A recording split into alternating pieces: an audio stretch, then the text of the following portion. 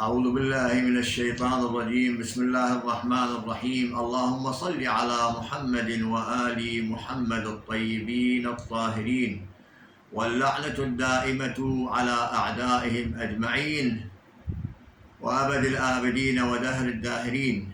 في هذه الدقائق المختصرة نريد أن ننوه إلى مشكلة اجتماعية. طبعا كثيرة هي المشاكل الاجتماعية، وهذه المشكلة يا أخوان هو الاختلاط الحاصل ما بين الأقارب، ومع الأسف إنهم لا يعلمون أن الأجنبي والأجنبية الذي يشترط أن يتقيد بقيود أو يجب أن يتقيد بقيود وشروط بالاختلاط. للأسف أغلب الناس يتصور أنه هذه بنت العم غير أجنبية، بنت الخال غير أجنبية. لا، بنت العم أجنبية، بنت الخال أجنبية، أخت الزوجة أجنبية، زوجة الأخ أجنبية، مرة العم أجنبية، مرة الخال أجنبية، بنت الجار أجنبية، العامل بالسوق أجنبي، أبو المحل أجنبي. فيجب أن تتقيد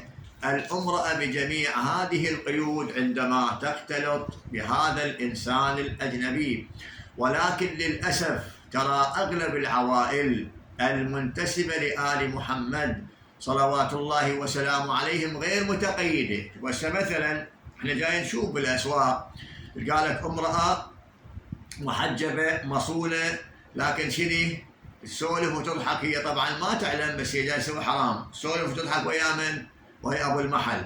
أو مثلا حجابها ما ملتزم، لازم الحجاب لهنا هي طالعة لهنا من جسد، هذا حرام ولا يجوز شرعا.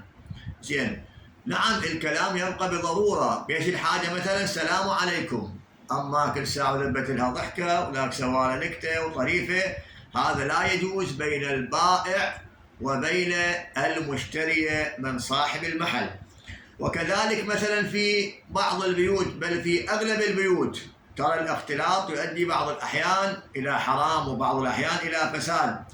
فماذا يجب عليهم إذا اختلطوا؟ أولا يجب عليها أن لا تلبس الألوان أمام هؤلاء الأجانب اللي عديناهم. لاحظ، أخو زوجها مثلا، زوج أختها مثلا، وهكذا. بعد يجب عليها أن تستر جميع جسدها في الاختلاط بيت، مثلا تلبس جورب. بعد أن لا تلبس ملابس حاصرة، ملابس فضفاضة، جبة مثل عريضة، عباية عريضة، وهكذا. بعد لا تتحدث أزيد من الضرورة، فقط سلام عليكم، عليكم السلام. مو يقعدون سوا ويسوون نكت ويضحكون وياكلون كرزات، لا، هذا ما يجوز بالشريعة المقدسة. فيا أخوان هذا ما يجوز. زين، ما هو الحل؟ الحل يقول أما أن يلتزمون بقيود الشريعة المقدسة، وأما كل واحد يعزل له في بيت، هسه يأجر مثلا مشتمل بسيط يشتري. وإلا الحل الثالث إذا يبقون على هذه القضية مستقبلهم جهنم وبئس المصير. اللهم اشهد إني بلغت. وصلى الله على محمد وآل محمد الطيبين الطاهرين. اللهم صل على محمد وآل محمد.